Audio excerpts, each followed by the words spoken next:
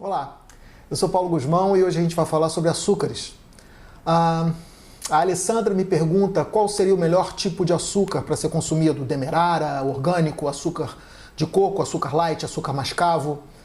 Bom, a gente tem que considerar o seguinte: existe hoje um número enorme de anúncios e posts, blogs, falando que o açúcar tal, ele tem um índice glicêmico menor, ou seja, ele leva mais tempo para subir seu açúcar no sangue, que um outro açúcar teria mais fibra, o outro teria mais minerais, mais nutritivo, que o açúcar refinado, o açúcar branco, ele é um açúcar que só faz mal porque ele não tem absolutamente nutriente nenhum, e tudo isso deve ser levado em consideração.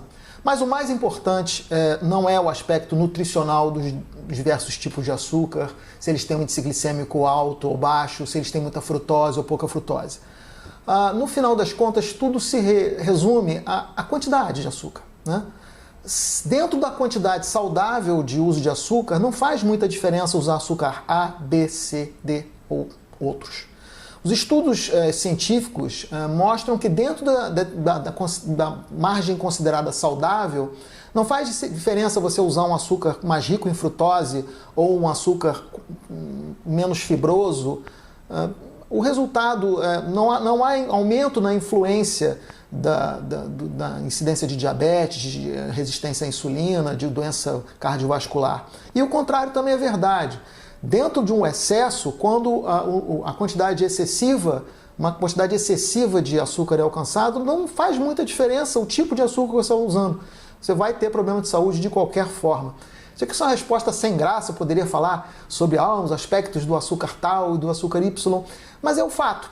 A Organização Mundial de Saúde recomenda que a gente não passe de 10% da nossa quantidade calórica total proveniente de açúcares. A nossa ingestão total de calorias, digamos numa dieta de 1.500 calorias, não deve passar de 10%. O ideal seria que essa quantidade não ultrapassasse os 5%. Bom, 5% de 1.500 calorias são 75 calorias. 75 calorias, para você chegar ao número de gramas de açúcar, é só dividir por 4. Cada grama de açúcar tem 4 calorias. Não daria aí em torno de, vamos arredondar, 20 gramas, 18 e pouco, mas dá 20 gramas de açúcar. 20 gramas de açúcar é uma colher de sopa de açúcar por dia. Então, é muito fácil ultrapassar a quantidade que é tóxica. O nosso corpo humano, ele é muito sensível à presença do açúcar. O açúcar é facilmente tóxico. Então, quando a gente ultrapassa a quantidade do açúcar, e hoje em dia existe um abuso enorme da quantidade de açúcar simples utilizado na dieta, não vai fazer muita diferença fazê-lo com açúcar demerara, um açúcar orgânico, com açúcar refinado, com o xarope de agave, com açúcar de coco, não vai fazer muita diferença. Aos que dizem esse açúcar é nutritivo, não se busca cálcio, magnésio, ferro, selênio em açúcar. Em açúcar se busca o sabor doce. Então, se um açúcar está sendo suficiente para adoçar aquilo que está se buscando, ele vai ser considerado eficiente na dieta. Agora, a grande questão aí é reeducar o paladar. A fruta não precisa de açúcar extra. Buscar a distância do paladar cada vez mais doce, de usar um chá, botar açúcar, usar um café, botar açúcar, e fazer os doces com uma quantidade de açúcar maior. Quanto mais açúcar, maior a dependência química do cérebro por açúcar, por gratificação, maior a flutuação do nível do açúcar dentro do sangue. O açúcar sobe, daqui a pouco a insulina vai lá e baixa o açúcar cai, dá vontade de comer açúcar de novo. Então, acho que a pergunta seria: qual é o menos ruim? Dentro dos açúcares, qual seria o menos ruim? Não acho que é uma discussão tão boa buscando saúde. Buscando saúde a gente quer saber o que é melhor e não o que é menos ruim. Então, dentro das recomendações diante dos vários açúcares, pensar sempre em quantidade. A quantidade é realmente o que é mais importante. Não passar de 20, 30 gramas de açúcar por dia. Estaria uma colher de sopa, 2 colheres de sopa de açúcar por dia. Se você olhar bem, às vezes um copo de mate industrializado já tem 20, 25 gramas de açúcar em um copo de mate. Então é muito fácil duplicar, triplicar essa quantidade de açúcar determinado. Dito isso, só para não deixar uma opção, das opções que analiso, creio que para o dia a dia Talvez o melaço de cana seja o que para mim é mais simpático. As quantidades de potássio são relevantes, quantidade de cálcio, de magnésio é relevante, quantidade de ferro. Então tem um aspecto nutricional envolvido.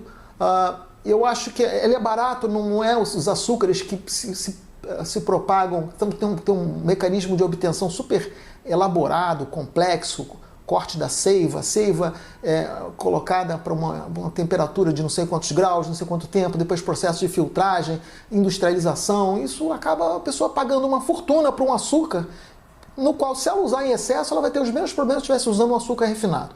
Então, para o dia a dia, eu acho que o melaço de cana é um açúcar, é uma forma de açúcar simples bem razoável. Há os que digam, o xarope de agave tem um índice glicêmico baixo. O xarope de agave tem um índice glicêmico bem baixo em relação ao açúcar, 15 versus 100, mas ele também tem muita frutose, aí já entra na discussão da frutose. E o xarope de agave vai cair na mesma situação dos outros. Há inclusive um artigo de 2016 agora do American Journal of Clinical Nutrition comparando diversos tipos de açúcar na mesma quantidade, uma quantidade considerada normal, e nenhum deles causa problema para a saúde. Nem o rico em frutose, que é considerado o grande vilão. Então, a frutose, que passou por algum tempo, vilão, frutose, a frutose, assim, dentro da concentração de uma quantidade saudável, que é pequena, todos os açúcares simples têm o mesmo impacto, ou seja, dentro de uma quantidade saudável não causam doença e acima da quantidade saudável vão causar doença de uma forma diretamente proporcional. Quanto mais, maior a capacidade de gerar doença. E quanto mais doente a pessoa estiver, também mais sensível ela é. Então, pessoas que já têm resistência à insulina, já são obesas, já têm gordura no fígado, colesterol elevado, ficam com menos reserva para lidar com açúcar do que pessoas que estão magras, estão fazendo atividade física, têm uma dieta saudável. Então, para buscar nutrientes, não se busca no açúcar, se busca nas hortaliças, nas leguminosas e nas frutas. Mas dentro do açúcar razoavelmente simpático, diria, o melaço de cana. E para a cozinha, em geral, eu acho que um adoçante que a gente pode falar que é um adoçante que tem uma boa resposta, porque ele adoça bem, não tem caloria nenhuma, não tem nenhum processo químico envolvido, é realmente a estévia. Então a estévia do lado dos adoçantes e o melaço de cana do lado dos açúcares simples. Espero ter sido útil, e nem sempre minhas respostas vão ter um caráter bombástico e ele achou que o açúcar de coco é melhor do que o...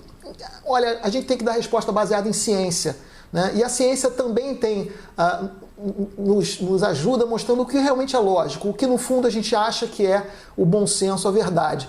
Então o problema do açúcar não está em ser o açúcar A, B, C, D ou E, o problema está na quantidade, tá bom? Então até a próxima, tchau!